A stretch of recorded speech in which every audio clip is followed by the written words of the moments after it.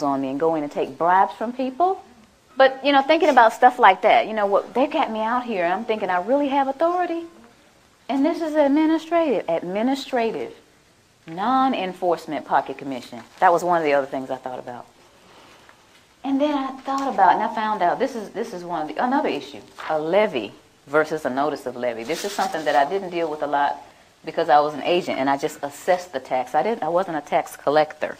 I just assessed it. So this is a notice of levy. And someone said, hey, this is a notice of levy. This is what the banks get, or your job or whatever. They said, look at the back of it. So I'm looking at the back of this notice of levy, and it says Section 6331, levy and distraint. And then it says B and C. And I'm thinking, it starts off with B? What happened to A? So I looked up A. And here's A. And it says, levy may be made upon the accrued salary or wages of any officer, employee, or elected official of the United States, the District of Columbia, or any agency or instrumentality of the United States or the District of Columbia by serving a notice of levy. I'm thinking, but that's not most people. That's not the person that works at AT&T or Bell South or Coca-Cola. That's not most people. Aren't people noticing that the A isn't on here? Aren't they curious about it? Why are they doing this? All this is going through my head during this period of time, then I'm realizing that there's a rat in the camp. That's what I call it. But this is the straw that broke the camel's back.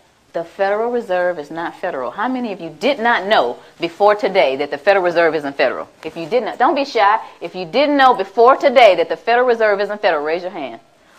Most people don't know that. 9 out of 10 people that I asked off the street don't understand that the Federal Reserve is a non-auditable private banking cartel. They are collecting $36 million an hour in interest from the American people. $36 million an hour in interest from the American people. My children, my 2 children, were born $86,000 in debt based on the national debt. Now, why am I going to take away from those children to give to somebody that is going to be born in 2030? That's not going to happen. So that was my decision. It was very easy. You know, you think about stuff like fear. Oh, the IRS is going to get you. They're going to take your stuff. That's not important to me. Stuff's not important to me. My children are important to me. I'm one of those mothers that will roll up her sleeves with one leg and try to whoop you if you mess with my children. And I think that a lot of mothers are like that. So this is what my decision was. And I went on and started educating people. One of the things that people asked me once I made this decision and started talking about it, how are we going to run the country without the income tax? I don't know how much Dan got into it, but the Grace Commission report that Ronald Reagan put out in 1984, says that none of the money collected in income tax goes towards running the country. But the bottom line is it's not going towards running the country, so you patriotic people out there, you've been fooled. Beardsley Rummel, he was Federal Reserve Chairman back in 1946, did a speech before the American Bar Association. The title of his speech was Taxes for Revenue Are Obsolete. Within the body of this report, he says that the taxes, the income taxes for redistribution of wealth. What is redistribution of wealth? What is that? That's taking from me that I've worked hard for and giving it from somebody else to somebody else. Shouldn't I have the right to redistribute my wealth if I want to? Another question that they ask me is, how come I haven't heard this on TV or on the radio or in the newspaper? Well, sweetie, the simple answer to that is the same people who own the television stations and the newspapers and the radio stations are the same people who are involved with the Federal Reserve. And here is a little statement that says that it only requires 5% ownership to significantly influence the media. Rockefeller is one of the original shareholders of the Federal Reserve. As early as 1963, the House Banking Subcommittee reported that Rockefeller, through Chase Manhattan Bank, controlled 5.9% of the stock in CBS and the bank and gained interlocking directorates with ABC. I went all the way through high school, all the way through college, all the way through testing for the CPA, and all this Irish training and didn't hear about any of this. You think they want this information out here? For you guys to eat up and chew up and find out what's really going on? I don't think so. Now, another one. Why don't we just tell our elected officials about this? And to make a really long story short, the We the People Foundation, the same people that put out this ad, put together a hearing. And these 40 researchers We're going to ask the IRS and the DOJ these questions, and we're going to have this big meeting in Washington called the Truth and Taxation Hearings, okay? So we got together with 537 questions. So we sent them the 537 questions so they could research and have the answers, and what did they do? They reneged on coming. They signed off on it, but they reneged on coming. So you all didn't get to hear the truth. We went on and had the hearings anyway, put it on CD, marched around Washington, giving it to all 535 congressmen and senators. Please look at this information. We got stupid responses back like, thank you for visiting our offices in Washington. The next time you come to Washington, please visit us again. They don't care. Your presidents don't care. Another one that they ask me, or they'll say something like, well, this just sounds like it's some kind of conspiracy theory.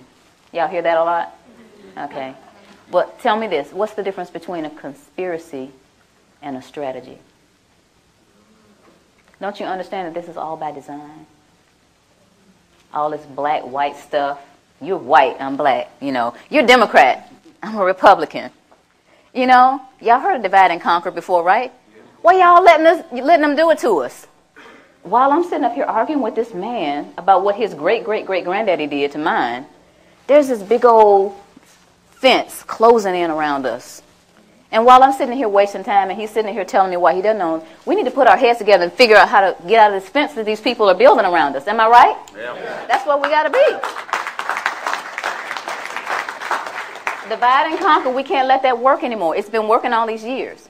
Then we need to get together and understand. First of all, you need to understand what is going on with your money. You work hard. It's like we're a hamster on a wheel. This country started out with taxation without representation. Where are we now? Why did we get back to where we started? We got lazy and comfortable. Get out your comfort zone.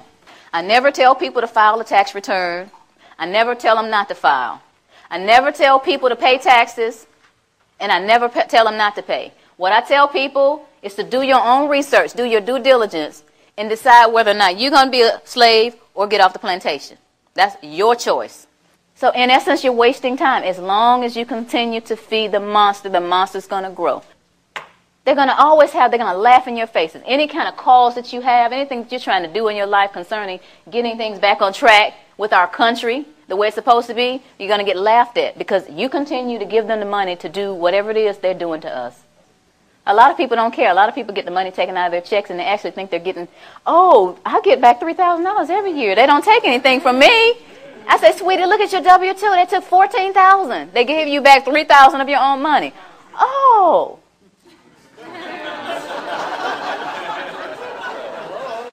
But the point is, if each of us understands where we are, who we are, and tries to do something about it, then we're going to get somewhere. This is a great country, but it's off track. And who's going to get it back on track? Yeah. Thank you.